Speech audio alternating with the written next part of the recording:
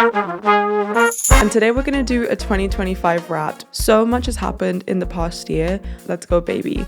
This is going to be the year. I had the most appalling friendship breakup. Things are allowed to last for a season rather than forever. And it doesn't have to be forever to be important. March was the month I became a CEO officially. For good things to begin, good things have to end. At the time, I was going to set up a completely different company. I was going to make a suit company. Sometimes it's not even rejection, it's redirection. Sometimes it's like life will take you on the scenic route. If you want something, but you are maybe not ready to receive it and make the most of it, life will take you on a few detours first. Hi everyone, welcome to the Reclaiming Bossy podcast. My name is Mahika, and today we're going to do a 2025 Wrapped because I love the Spotify Wrapped. It's my favorite, and I did this last year where I took the best lessons I learned from each month of the year and I kind of condensed them into a 2024 Wrapped. So much has happened in the past year and I have learned so much. So I want to take you guys along with me on the journey. If you've been watching the podcast or listening to it, you will know these moments because you will have heard them through the episodes. But I want to give you a little bit more context about the year and then all the lessons that I've learned. So I would love to hear what you've learned this year. Give me your comments down below. And let's get started. 2025 Wrapped. Let's go, baby. So I started this year thinking this is the year that my life is going to change. I was finishing university this year. I decided to start a company. I wanted to really make sure this podcast takes off. And I had some really big health goals. I wanted to run my first half marathon. I had some really big life goals in terms of my relationships and my friendships and everything. And I was like, this is the year that everything is going to change. Don't get me wrong, I really loved my life before, but I just felt like it wasn't really living to its full potential in a lot of ways. So I was like, this is going to be the year. And like I said, I decided to start a company this year. And so that's been like a big theme of the year and a big theme on every vision board that I've made. And if you've listened to the vision board episode, then you know there's like a whole vision board bingo and a book and a this and a board for each season of the year and everything. And so this is a really exciting time and phase to really look back and reflect on everything that's happened, because I'm very lucky to say that most of the things that I've put on my vision board have unfolded this year. There's been some surprises, there's been some lessons, there's been some challenges, but it's been a fab year. So I want to start with January. January was the month that I decided to really go forward and set up a company. I legally incorporated my business, Empower Sounds Media, and that was so exciting but so terrifying at the same time. I was like, oh shit, I'm doing this. And I think the main lesson I learned in January was you have to get going and then you get good. Because I'm not going to lie, in January, I had no idea what I was doing. I didn't even know how to register the company. I used this thing called Fast Formations. I got my parents to sit down and make sure that I didn't get anything wrong. And I had no idea what I was doing. I was literally 21 years old. The only thing I'd really done was go to uni and start this podcast and then done a bit of experience on the side. But I had no background to start a business. I just had a lot of passion and a purpose around bringing visibility to talented founders and brands. And I really am glad that I did it. I started with many iterations ago, different website, different operating systems, different finance systems. And there were so many things I learned. So I think the main lesson is when you want to do something, you have to just get going and then you get good. I'm not even saying that I'm good yet, but I'm saying I'm much, much better than I was when I legally registered my company. I understand so much more. I have a team now. I have accountants now. I have an office now. I have clients now. I have clients on retainer now. And there has been so much that has been learned and gained and explored through that time. And you have to give yourself permission to be bad when you start something in order to get better. And so this is your permission. Just go start that thing that you've been wanting to do. It's scary, but it's so much more scary thinking, what if? Spending many years of your life wondering, what if I would have just taken a chance on myself? There's many days where I feel like, oh, this podcast, I don't know, like, what's the point? I've been doing it for so many years and it's not reaching that many people. But I'm only just getting good. It's been like, what, 2.5 years now? And I'm only just getting good at the quality, at the conversations, at the communication. And so let yourself get going first. That's the like big thing. Now let's move on to February. So I've registered my company. It's not launched yet. It's just legally registered, which meant I was going to do it. And I was preparing for my launch and I was finishing university and everything was like really looking good and locked in.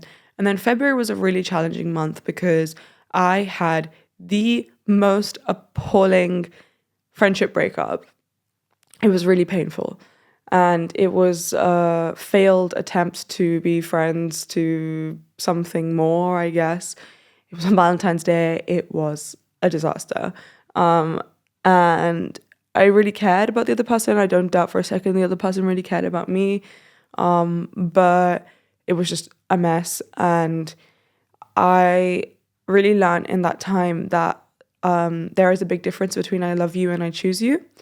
This person and I had been friends for a really long time, for a year, and we'd become really, really good friends. And then I think there was always a little bit of ambiguity in our relationship that we decided to explore, and it just did not work.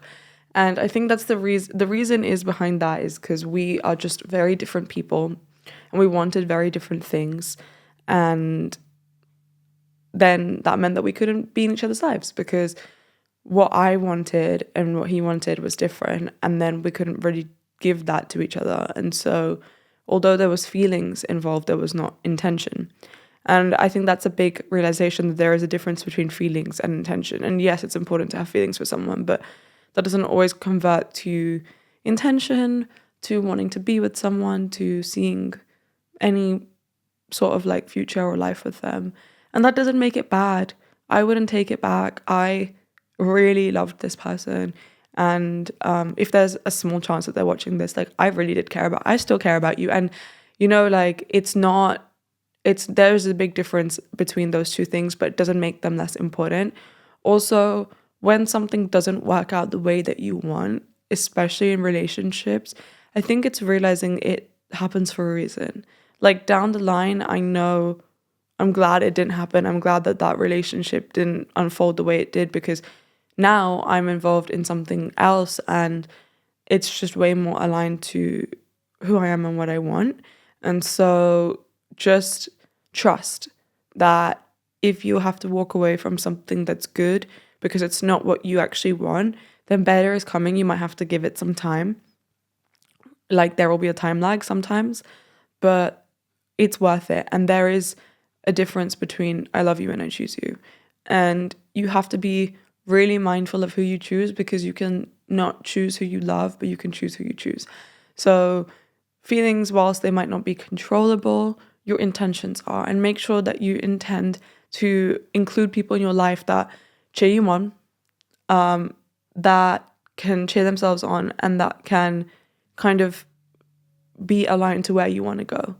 And when you end relationships, make sure to do it clearly and lovingly, because it just brings a lot more peace. I can look back really fondly at that friendship that I had, because we ended it in a really beautiful way. Like, we had a very mature and open conversation of, I care about you, but this is what I want. This is not what I want. This is what we're going to do. Do you agree? Are you okay? And I think, like, again, I have a lot of peace if I ever see that person, like, on the street. Like, we are going to have a good old catch up. We're going to have a good time. But it doesn't mean that they are involved on the day-to-day in my life. And that is okay. That is okay. Things are allowed to last for a season rather than for ever. And it doesn't have to be forever to be important. Like, that person was really important for that time. But now there's other things happening. So the next thing happened in March. Now, March is when I launched my company. International Women's Day was a big day. I'd spent the first 3 months of the year like really planning on organizing an event.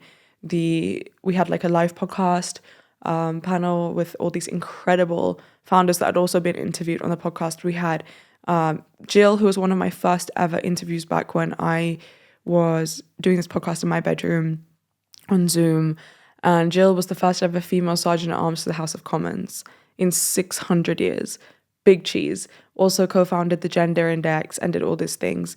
Then I had Sharina, who is also a podcaster. She has this amazing podcast called Start Up, Start Now. And she also has a property development business. And then we had Caitlin, Forbes Study Under 30, EdTech founder, now works in like entrepreneurship education, also super, super cool. And then I had all these people from my community that came to support me, that I'd known from different points in my life and my journey, in my career, in my like social life and everything. And it was in this beautiful building. You got to see like this really, really nice landmark of London that's very important to me, and has like emotional significance because it reminds me of when I first moved to the city. And it was amazing. And that was a very interesting moment for me because it made me realize like you get to decide who you are. I just decided that I'm a CEO and I just did it, you know? And I had no evidence that I could be that kind of person.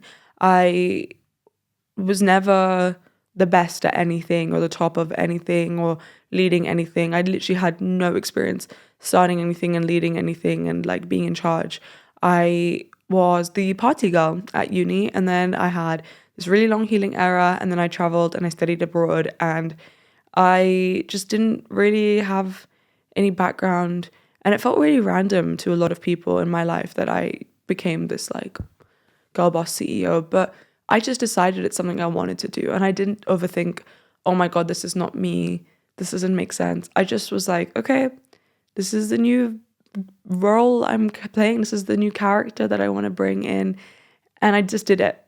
And so if you don't like who you are right now, yes, there is this whole thing around acceptance and self-love and stuff, but also you get to decide who you are.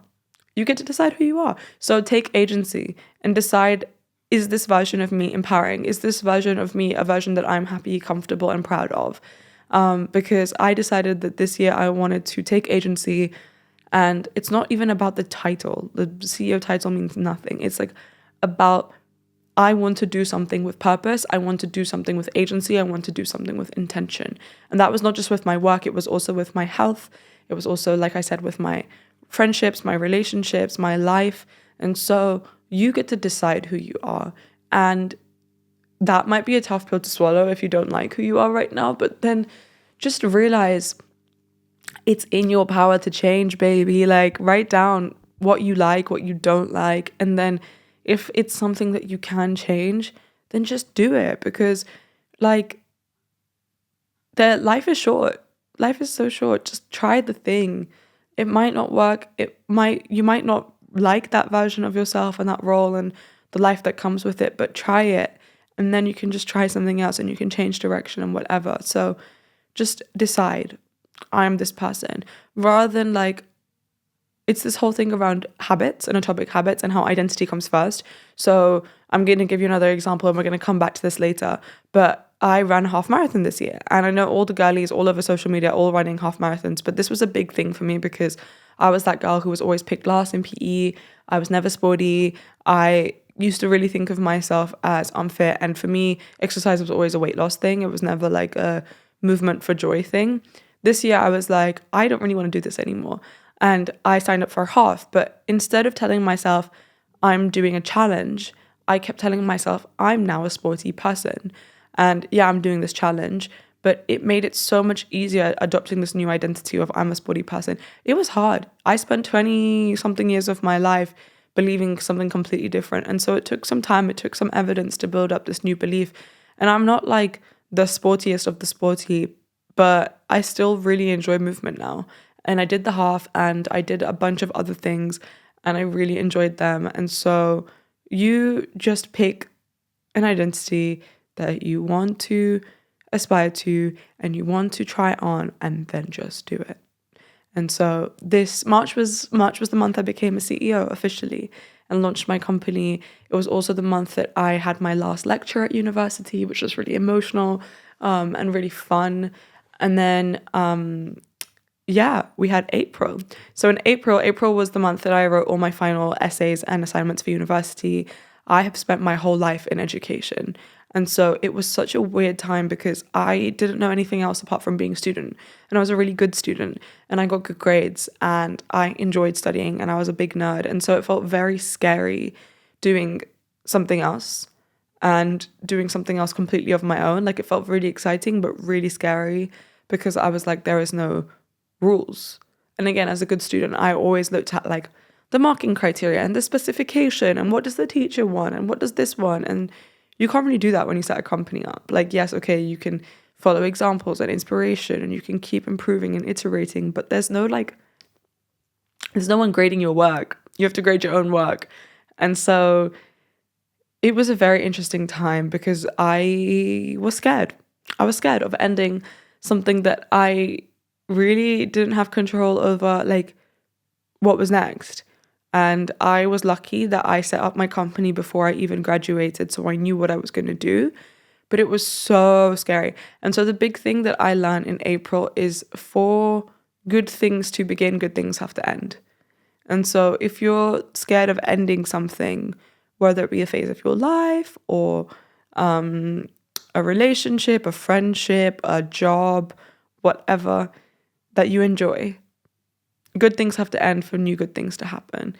I had to finish uni eventually to start this company and to really be doing it full time and give my love and give my attention to it and really just like really dedicate myself to making it work.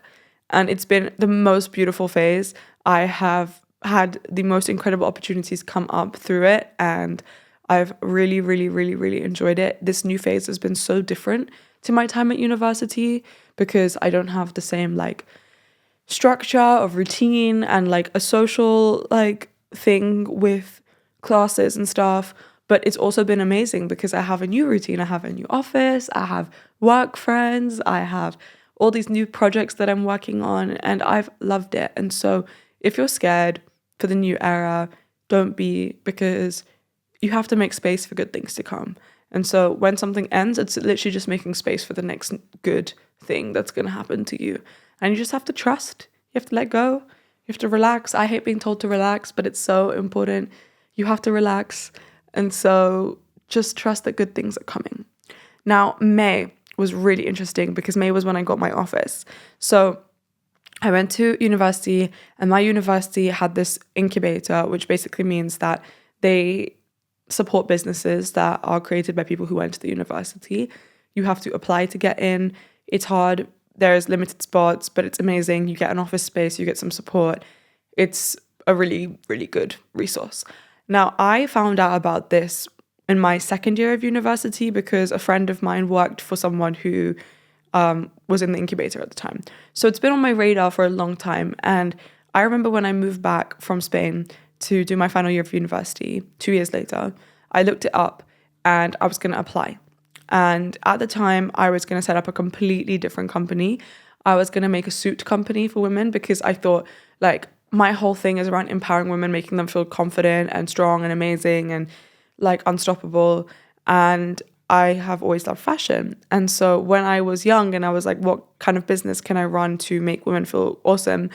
I thought, let me make a suit company so that women can go to work, the next generation of women who are going into work feel really powerful and fabulous and confident. And I had lots of ideas of how to make it sustainable and how to make it body positive and all this stuff. And it's an idea that I came up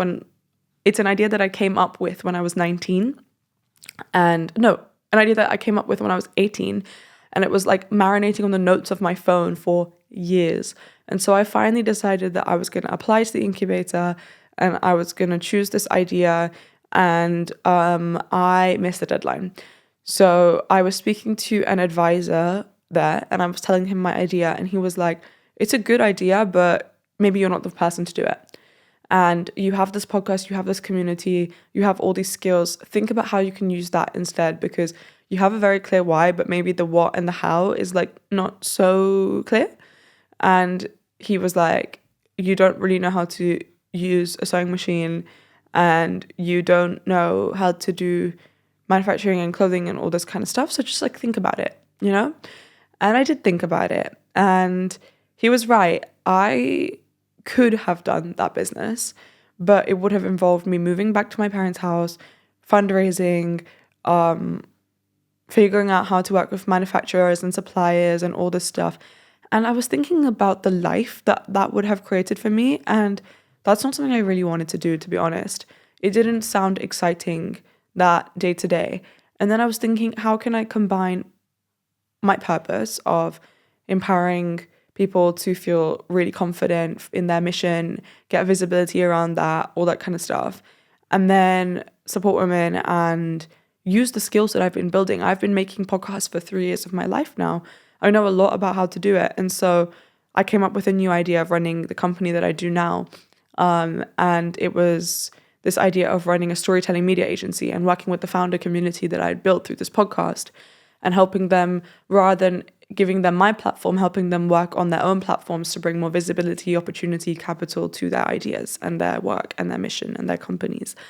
And so I didn't get into the incubator because I missed a deadline and I didn't feel like that was the right idea. But I found out that there was these free programs at my incubator that you could do. The first one was turning your business idea into a plan. And so I did that program, and that's where I met like one of my good business mentors, and I fleshed out this whole idea and I really gave it like structure. And then there was this competition where you pitched and I won the pitch, and then I used that money to set up my company. And so that happened. And then I did another program which turns your like plan into an actual company. And that was really, really useful. And by the time I finished those 2 programs, it had come to like March time. I'd launched my company. So I had a legally incorporated launched company with traction. And then I reapplied to the incubator. And I got in the day that I handed in my last uni essay. I clicked in submit to my last university essay, and I then got an email as soon as I did that said, congratulations, you've been accepted into the incubator. And it was crazy because I wanted that 1 year before, and when I got exactly what I wanted, but I got it in better conditions because my business was in a better place. I was running a business that was way more aligned. I made all these like founder friends in that ecosystem along the journey. A lot of my really good friends, one of my best friends from school ended up getting into the incubator at the same time as me. One of my really good friends from university got in as well. This guy on my course also got in. So I had all these friends doing the incubator with me. And it was really nice because sometimes it's not even rejection as redirection. Sometimes it's like life will take you on the scenic route. If you want something, but you are maybe not ready to receive it and make the most of it, life will take you on a few detours first, but those are so important. That is the scenic route. You don't need to get to where you're going so fast. Like you don't need to take the highway all the time and speed to your destination, because sometimes like taking those pit stops, like I learned so much on those courses that I did.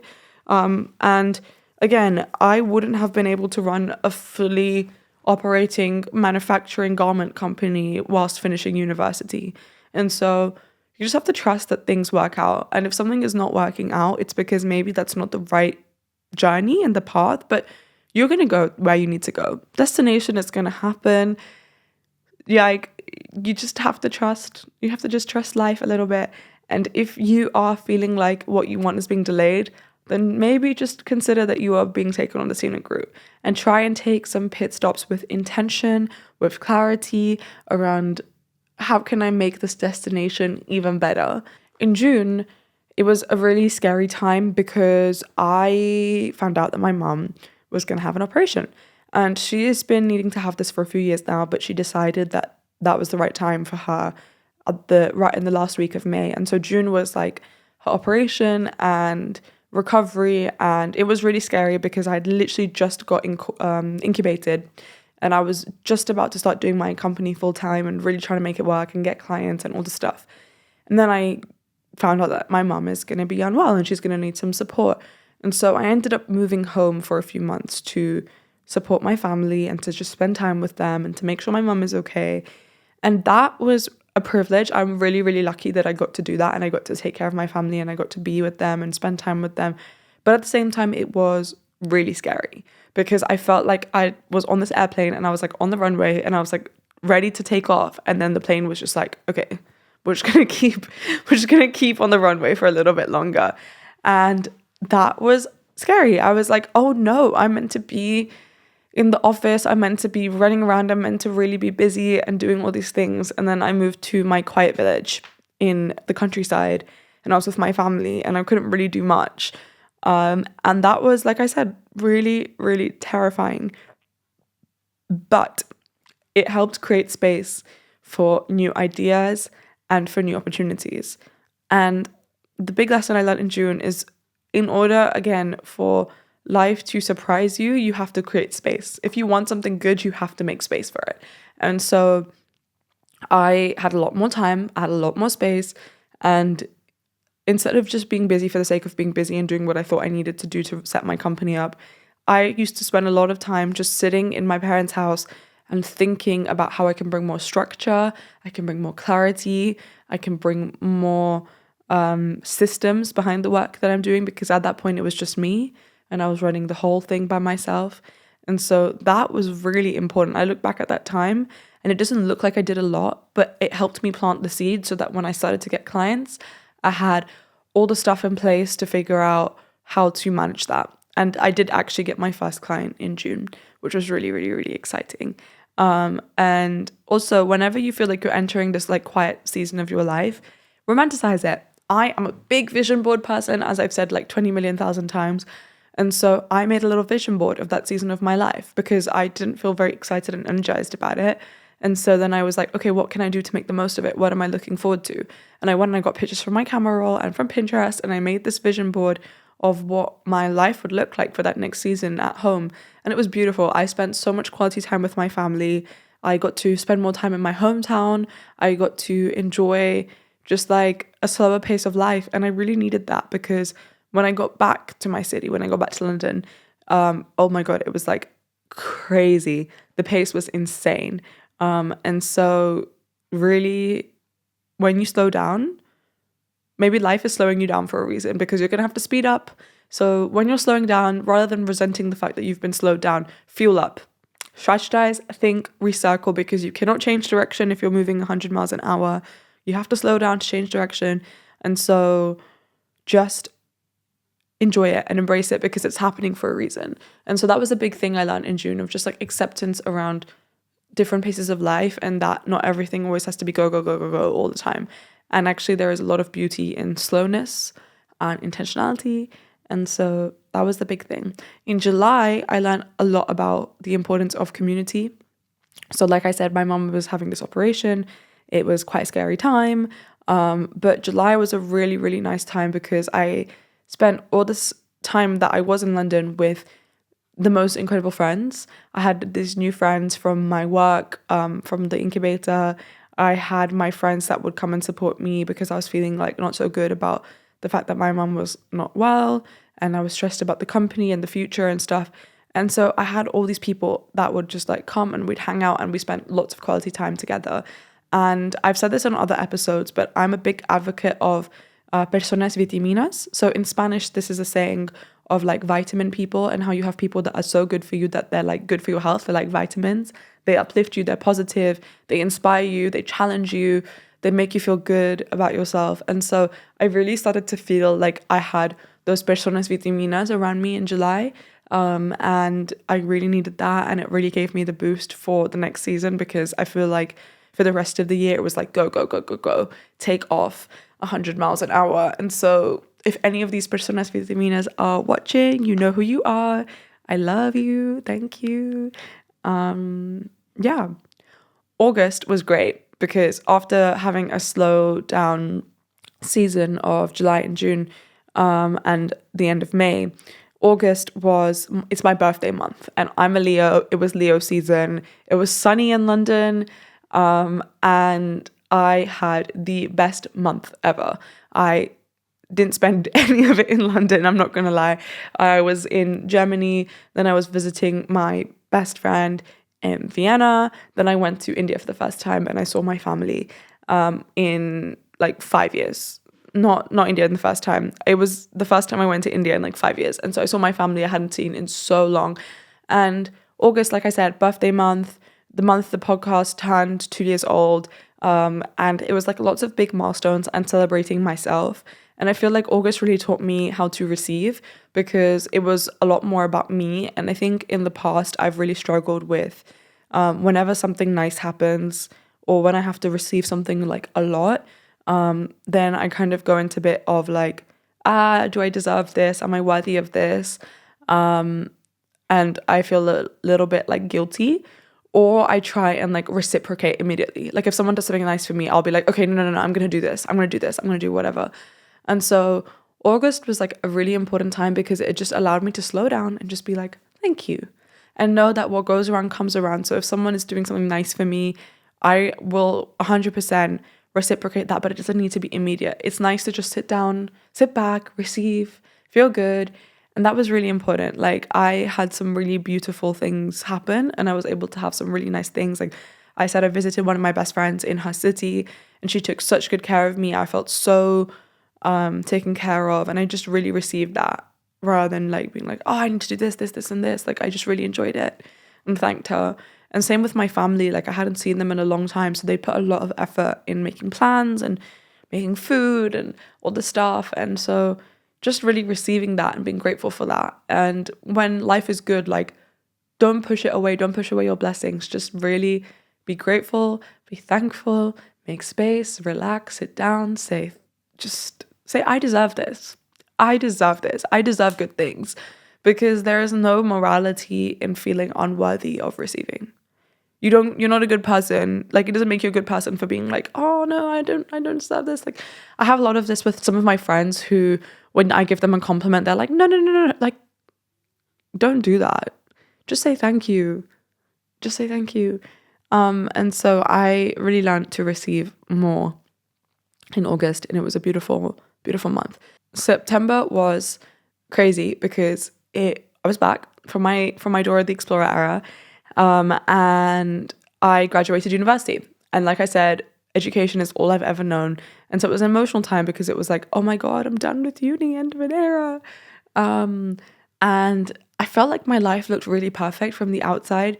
I graduated uni, I did really well. I graduated top of my class on the Dean's List. My dissertation got nominated for the National Prize. If you want any advice on like Dean's List or academic stuff or uni, I will link the videos down below, because I talk all about how I did that. But that was really important for me. And my life looked good because of that. I had these amazing friends that I love. Like I said, Personas Vitiminas. I'd done all this traveling. I was running my business. I had an office. I had a team by this point. Everything looked good from the outside, but I just didn't feel good internally. I really just didn't feel like 100%. And so when you have moments like this where you feel like if someone was window shopping past your life, they'd think you have a perfect life, but you really don't feel fulfilled.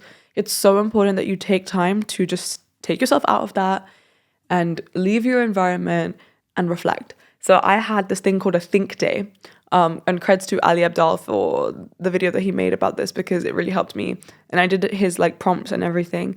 But on my think day, I went to this cute little coffee shop really far away from where I live in my city. And I sat there for 4 hours and I journaled. I journaled about what would life look like if money was no object? What would life look like? What do I value? What do I care about? What am I making time for? Do these things align? And then I did this like circle thing where I ranked the different areas of my life.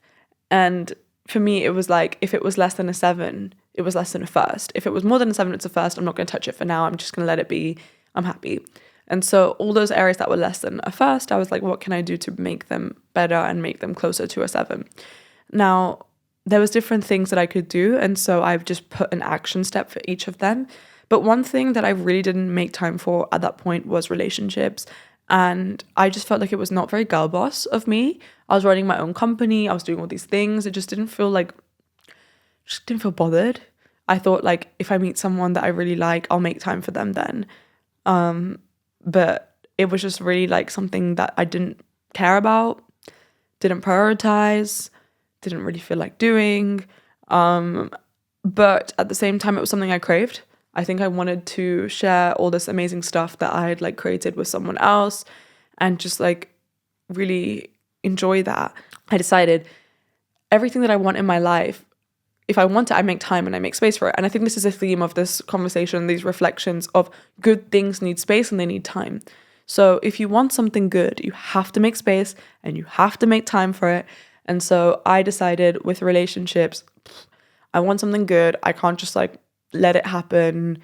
I can't make it happen either, but I have to, in order to let it happen, there needs to be space for it to happen.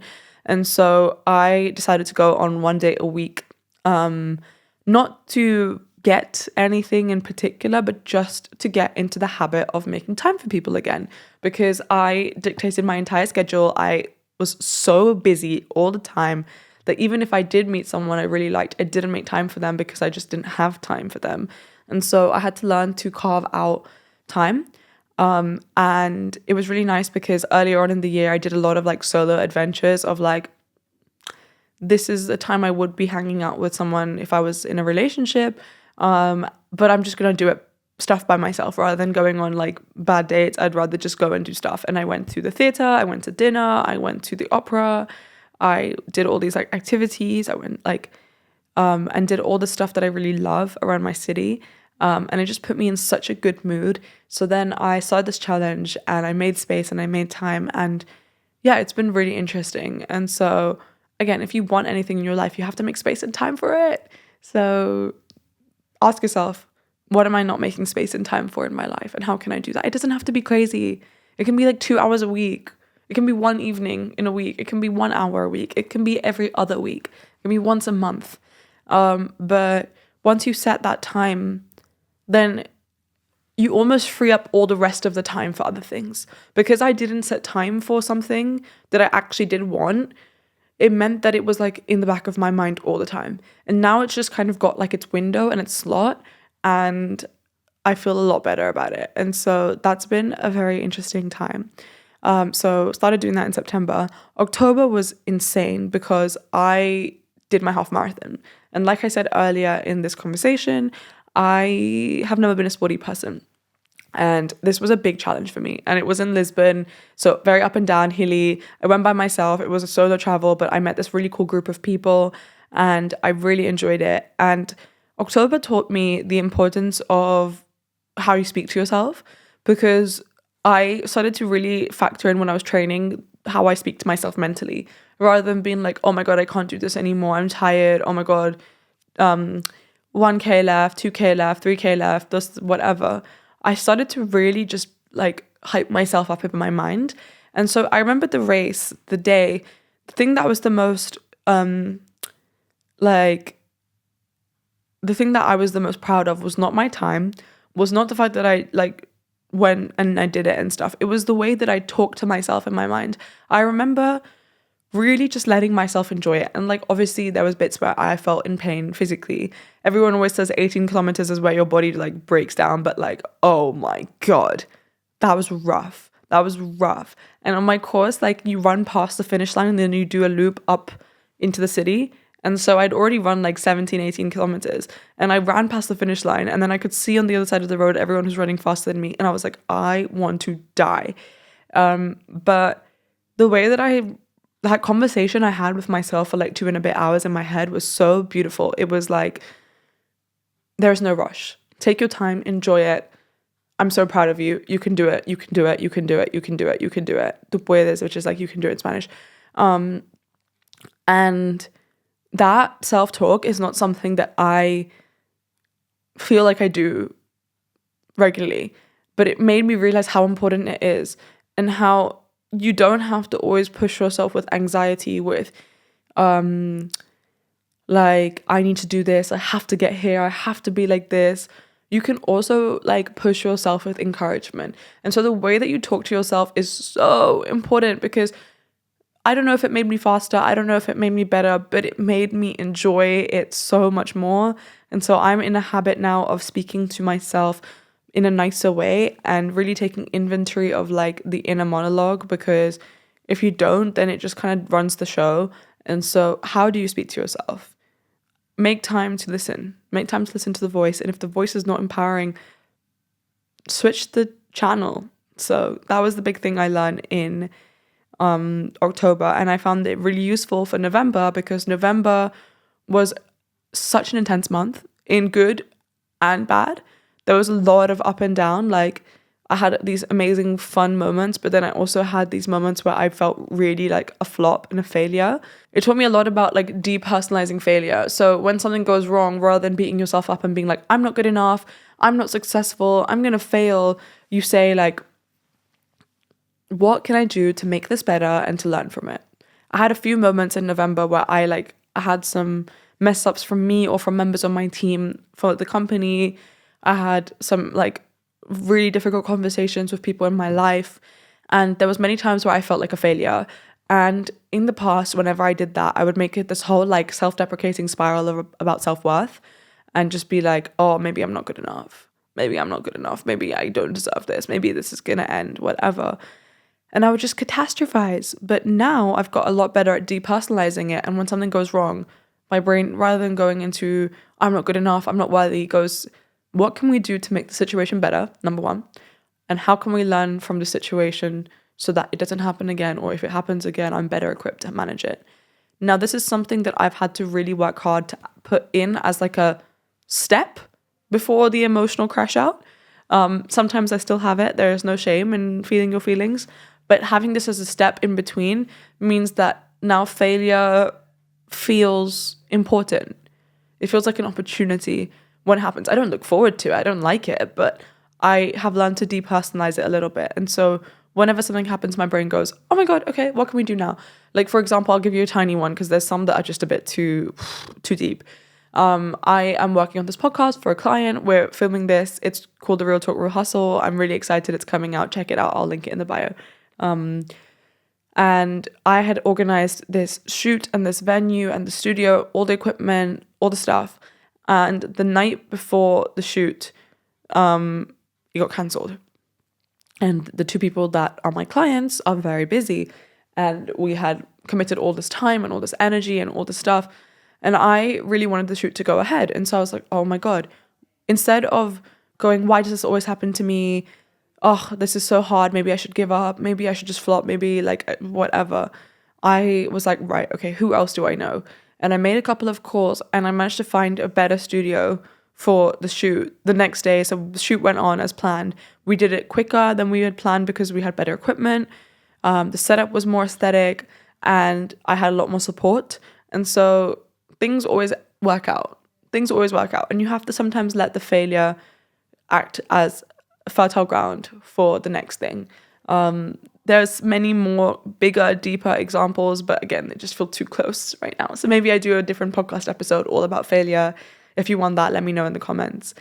Now, let's talk about December. So December, end of the year, end of an era. I can't believe so much has happened. Like I said, let's recap. I said this is the year I'm going to change my life. Started a company, finished university, did pretty well at university, ran a half marathon, in like this new phase with relationships and friendships, and so much of my life has changed. So much of my life has changed. And I made all these vision boards, and I made the vision board bingo, and I made all the stuff. And if you don't know what I'm talking about, go listen to the episode. December is not done yet, but what I've learned so far is this thing of the arrival fallacy of when you get to where you say you want to go, sometimes you go into this like optimization of, oh, I could have gone further, I could have done more, I didn't get everything done, what's next? Because I had this like thing yesterday where I was wondering, I was like, I didn't reach like every single minute minuscule goal that I set for myself. I was going to do this, this, and this, and this. Yes, I have a company. Yes, I have clients. Yes, I have a team. Yes, I have an office. But I set a very specific revenue goal that I didn't meet yet. But I said that I would by the end of the year. Yes, I am doing whatever, but I didn't do this, this, and this. Next year it has to be bigger and better and whatever. And I really had to sit down and like reflect on that and be like, why can I just not be happy that I'm killing it and I'm doing what I said I would do and I'm proud of myself? Why does it have to be you have not done enough? You need to do more. You need to work harder. Next has to be even better. That's so demoralizing. It's so demotivating. And so if you are at a stage where you didn't meet all of your goals, but you did a lot, you still have permission to congratulate yourself.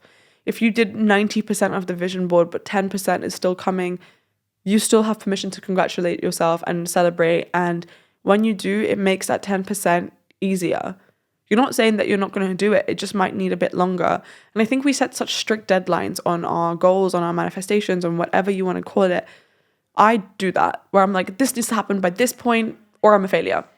It's not as black and white as that. Just do it and stop setting like these crazy deadlines on yourself. It will sometimes take a bit longer, but it's that whole thing I said around the scenic route. You are going to get exactly where you need to go. Just trust the timing a little bit. Hold on to the why, hold on to the what. The how is like low-key none of your business. And so that is the big thing I learned this year. I hope that you've enjoyed this. I hope you've enjoyed the reflections and the recap. I'm excited to see where we're going to be in 2026 because I'm going to be doing this podcast as long as I can. I love it. It makes me so happy. So I'm looking forward to the next year. I want to hear what your Wrapped was like, what you learned from the year, what your intentions are for the next year. If you haven't already, go make your vision board, go set your goals, go make a bucket list of all the things that you want to experience. But at the same time, also slow down and make space to celebrate and enjoy everything that you've achieved, experienced, and faced this year, because I'm sure it's been a big one. And so I love you and I leave you. Thank you for everything. And I hope you have the best end of your year. I'll see you in the new year. So much love.